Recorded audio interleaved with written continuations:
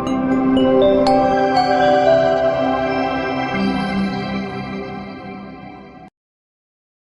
Aspirants, very warm welcome the YouTube channel of analyst IAS. तो आज union budget पेश हो रहा है, लेकिन बजट पेश होने से पहले कुछ चीज़ें हैं जो ज़रूरी हैं।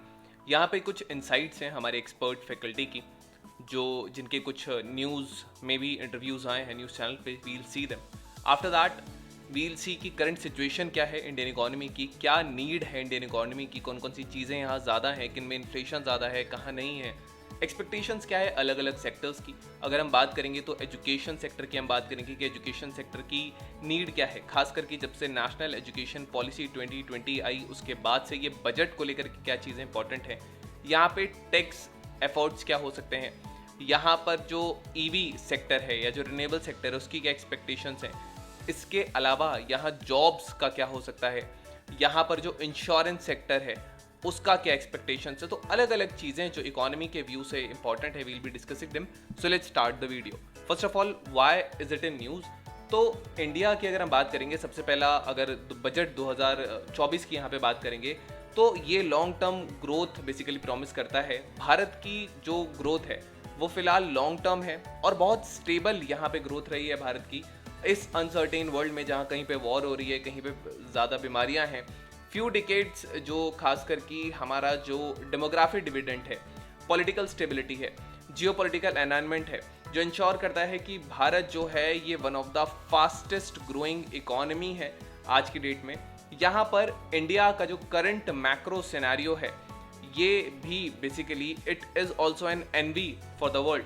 नाउ यहाँ पर जो फिशल डेफिसिट टारगेट है वो है 5.1% ऑफ जीडीपी, और ये जो टारगेट है वो फाइनेंशियल ईयर 2025 के लिए है। ये फिशल डेफिसिट टारगेट है, ये इंटरिम बजट में सेट हुआ था और ये ट्रैक पर है कि हम इसको मीट कर लेंगे। अगर ऐसा हो जाता है तो हम यहाँ पर जो फिशल डेफिसिट का टारगेट है वो 4.5% जीडीपी तक हम कर लेंगे फाइनेंशियल ईयर 2026 में। अगर यहाँ पे जो क्रूड है वो अगर उसकी रेंज वही रहती है आने वाले कुछ फ्यू क्वार्टर्स में जैसे कि रहा है, तो करंट अकाउंट डेफिशिएंट भी जो है, जो भारत का करंट अकाउंट डेफिशिएंट है वो लगभग 1% होगा जीडीपी का, जहाँ पे सर्विस एक्सपोर्ट्स होंगे और ये पॉजिटिव भी हो सकता है आने वाले कुछ क्वार्टर्स में। अगर हम बात करेंगे यहाँ पर कोर इन्फ्लेशन की, तो कोर इन्फ्लेशन जो है वो यहाँ पर डिक्रीज हुई है। हाँ, हालांकि जो फूड इन्फ्लेशन है वो यहाँ पे अभी भी इंक्रीज है या एलिवेटेड है, लेकिन नॉर्मल मॉनसून यहाँ के एक्सपेक्टेशंस हैं तो वेजिटेबल्स के प्राइसेस ये कम आ सकते हैं, फूड इन्फ्लेशन कम हो सकता है। हाउएवर जो क्लाइमेट चेंज के रिलेटेड अनइवन वेदर पैटर्न्स हैं ये मासिवली इम्पैक्ट करेंगे क्रॉप यील्ड्स को, या फिर जो इनपुट कॉस्ट फार्मर्स का होता है। ज़्यादातर सेंट्रल बैंक्स अभी फिलहाल कह रहे हैं कि जो फूड इन्फ्लेशन है ये हाई रह सकती है एक्सटेंडेड पीरियड तक के लिए, जहाँ मॉनेटरी पॉलिसी के इंटरवेंशंस, क्योंकि इनका बहुत लिमिटेड रिलीफ होता है कई बार। मैं 1981 1981 बैच से रेलवे सर्विसेज में आया। तरह तरह के अनुभव, विशेषकर रिक्रूटमेंट ऑफिसर्स की ट्रेनिंग। मैं आईएएस बैचेज की 96 से लेकर 2000 तक कोर्स डायरेक्टर रहा बड़ौदा में। और इसके अलावा मैंने, आपने जिन अखबारों के नाम सुने होंगे, जनसत्ता, नवभारत टाइम्स, दैनिक हिंदुस्तान से लेकर इंडिया टुडे, करीब सैकड़ों पत्रिकाओं में मेरे लेख रहे हैं, 3000 से ज़्यादा, 30 किताबें हैं। और मैं एनसीईआरटी की सिलेबस कमेटी 2004 से 2009 तक उसका सदस्य के रूप में भी रहा हूँ। निश्चित रूप से यहाँ जनसंख्या का प्रेशर है, कुछ और भी अव्यवस्था हैं, लेकिन किस देश के सामने नहीं है? क्या चीन के सामने नहीं? हमें कहीं ना कहीं ऐसी जागरूकता फैलानी पड़ेगी और हमें ट्रेन का इंफ्रास्ट्रक्चर इस वाले सेगमेंट्स पे बढ़ाना पड़ेगा। ये मेरा अपना मानना है कि भले ही बुलेट ट्रेन 1 साल लेट हो जाए, अर्बन और थोड़ा सा हो जाए, लेकिन कम से कम हमारे पास में इन वक्त के साथ चीज़ों को और बेहतर ढंग से करने का। अब हमारा पूरा बजट भारत सरकार का बहुत बड़ा होता है, उसमें एक वक्त जब रेलवे शुरू हुई 1853 में और उसका एक्सटेंशन हो रहा था देश भर में, तो एक अलग बजट की जरूरत थी, पूरी व्यवस्था की, उसका फाइनेंस कैसे करेंगे, कहाँ का होगी, उस पर डिस्कशन होगा, तो उसकी जरूरत थी। सिस्टम को किया जाए, जो बालासोर वाला जो मामला था, या कवच की बात बार बार की जा रही है, और सारी उसके बावजूद भी कवच की प्रोग्रेस शायद धीमी है। मुझे उम्मीद है कि शायद इस बजट में अभी पिछले दिनों जलपाईगुड़ी वाली दुर्घटना ने फिर से हाईलाइट किया कि आखिर हम उसमें धीमे क्यों चल रहे हैं। साउथ सेंट्रल रेलवे पे काम हुआ है लेकिन महंगा है। So these were the highlights by the expert faculty. Now हम बात करते हैं कि एजुकेशन सेक्टर की क्या विश लिस्ट है यहाँ पर। सबसे पहला, जैसे कि फाइनेंस मिनिस्टर जो निर्मला सीतारमण हैं, ये हायर एजुकेशन को काफ़ी ज़्यादा यहाँ सपोर्ट करती हैं। तो यहाँ पर हायर एजुकेशन में एक्सपेक्टेशंस थोड़ा सा बढ़ जाते हैं। इंपॉर्टेंस की क्रिटिकल थिंकिंग को बढ़ावा दिया जाए या क्रिएटिविटी हो एजुकेशन में, खास करके अर्ली स्टेज में। तो इसके लिए यहाँ पर फाइनेंशियली एड करना होगा, खास करके जो यहाँ पे टीचिंग अप्रोच है वो बदलने के लिए, ताकि यहाँ क्रिएटिविटी, क्रिटिकल थिंकिंग खास करके स्कूल स्टूडेंट्स में बढ़ाई जा सके। यहाँ पर अंडरस्टैंडिंग कम्युनिटी की या फिर जो टेक्नोलॉजी होती है इसका इंटीग्रेशन जरूरी है, ताकि हम इंडिविजुअल्स को प्रिपेयर कर सकें कि वो एज अ प्रॉब्लम सॉल्वर आ सकें। मोरोवर हायर एजुकेशन में यहाँ पार्टनरशिप्स हो सकती हैं, जहाँ पे एडटेक्स और जो हायर एजुकेशन इंस्टीट्यूट्स हैं इनके बीच में कोलैबोरेशन हो, यहाँ पे टेक लिटरेट वर्कफोर्स इक्विप्ड हो ताकि वो कॉम्पिटिटिव मार्केट में जा पाए। इसके लिए यहाँ फाइनेंस की ज़रूरत है। यहाँ और ज़रूरत है ताकि इंडस्ट्री एकेडमिया जो कोलैबोरेशन है वो यहाँ हो सके, ताकि एक बेटर अलाइनमेंट हो सके एकेडमिक करिकुला का, ये जो इवॉल्विंग जॉब मार्केट है उसके हिसाब से, और यहाँ लोगों को जॉब मिल सके।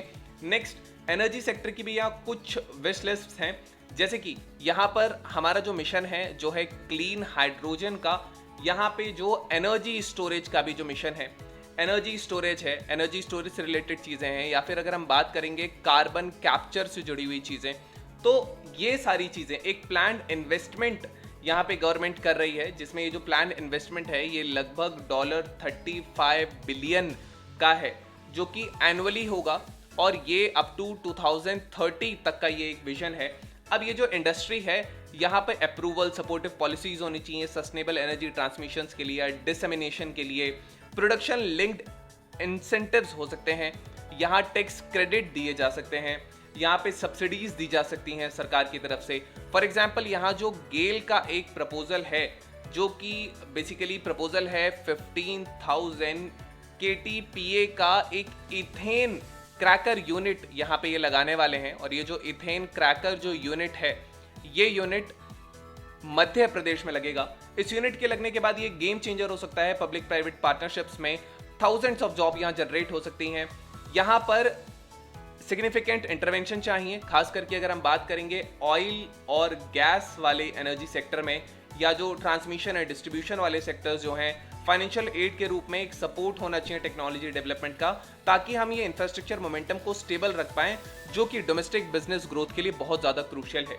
नेक्स्ट, इंश्योरेंस कंपनी के भी यहाँ पर कुछ चीज़ें हैं। ये जो एक्सपेक्टेशंस हैं खास करके इंश्योरेंस कंपनी की लेकर के, ये जो एक्सपेक्टेशंस हैं ये कोई नए टॉपिक्स नहीं है, लेकिन ये फिलहाल ओल्ड टॉपिक्स ही हैं, और ये बहुत लॉन्ग टर्म डिमांड रही है इंश्योरेंस सेक्टर की वजह से, कि यहाँ पर जो जीएसटी लगाया जाता है, गुड्स एंड सर्विसेज टैक्स जो इंश्योरेंस सेक्टर में लगाया जाता है, इंश्योरेंस प्रीमियम्स पर जो लगाया जाता है, इसको रिड्यूस करने की यहाँ पर मांग है। करंटली जीएसटी जो इंश्योरेंस प्रीमियम पर है वो लगभग 18% का लगता है, जो हाई है, और यहाँ पे बहुत सारे पॉलिसी बायर्स जो हैं ये इसी चीज़ से रुक जाते हैं, क्योंकि उन्हें 18% या जीएसटी देना पड़ता है प्रीमियम्स पर। तो इससे जो घाटा है वो इंश्योरेंस इंडस्ट्री का है। तो अगर यहाँ रिडक्शन होता है जीएसटी में, ये इंडस्ट्री को बहुत बड़े एक वे में हेल्प कर सकता है। सेकेंडली, पॉलिसी होल्डर्स को भी यहाँ हायर टैक्स बेनिफिट्स दिए जा सकते हैं, उनके मेडिकल इंश्योरेंस से रिलेटेड चीज़ें। नेक्स्ट, यहाँ पर जो एक्सपेक्टेशंस है, अगर हम टैक्स फ्रंट की बात करेंगे, तो यहाँ पर एक सेक्शन 80 जो LA है ये प्रोवाइड कराता है, जो ये इनकम रिडक्शन की बात करता है। अगर हम बात करेंगे इंटरनेशनल फाइनेंशियल सर्विस सेंटर या इनके यूनिट्स के बीच में, या जो इसके इन्वेस्टर्स हैं, यहाँ पर जो बात आती है, ये जो रेगुलेटरी चेंजेस यहाँ इंट्रोड्यूस किए जा सकते हैं, ताकि एक ल्यूक्रेटिव इन्वेस्टमेंट डेस्टिनेशन ये रह सके। इनकम टैक्स हॉलीडे की यहाँ पर बात होती है, सो इनकम टैक्स हॉलीडेज यहाँ बढ़ाए जा सकते हैं।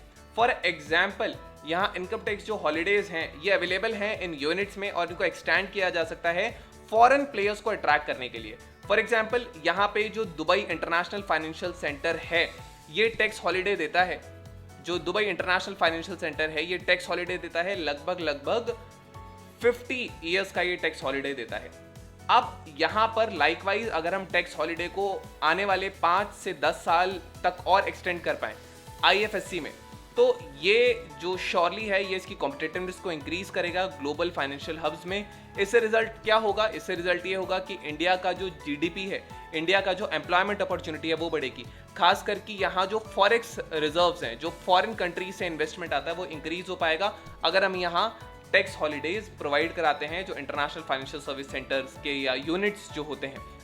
नेक्स्ट, यहाँ पर एक्सपेक्टेशन है एम्प्लॉयमेंट को लेकर के, जैसे हम आगे इस बजट में देखेंगे तो हम अब एक्सपेक्ट करते हैं सरकार को कि एक सॉलिड कमिटमेंट, खास करके इंडिया का जो वास्ट इनफॉर्मल वर्कफोर्स है या फिर जब हम गिग इकोनॉमी की बात करते हैं, इसको फॉर्मलाइजेशन में, इसको फॉर्मलाइज करने के लिए कुछ कदम जो है वो सरकार उठाए। यहाँ पे जो क्रिटिकल स्टेप है वो है कि एक रोबस्ट इकोनॉमिक फाउंडेशन होना चाहिए ताकि सस्टेनेबल लिवलीहुड जो लोगों के पास रैपिड इम्प्लीमेंटेशन हो। यहाँ पर जो लेबर कोड्स हैं उनका रैपिड इम्प्लीमेंटेशन होना चाहिए। यहाँ पे जो स्किल गैप की जो होते हैं जो इसको एड्रेस कर सकते हैं, यहाँ खास करके जो स्किल गैप है जो स्ट्रक्चरल इकोनॉमी के बीच आता है कि लोगों के पास जो है वो स्किल्स नहीं है बट इंडस्ट्री में जॉब्स भी उससे रिलेटेड हैं।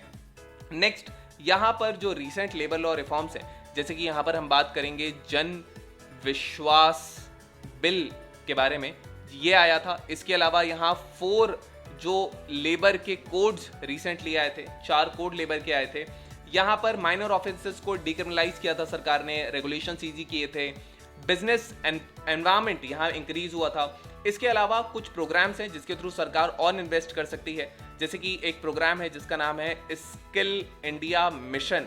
सो इस मिशन को और ज़्यादा बढ़ाया जा सकता है।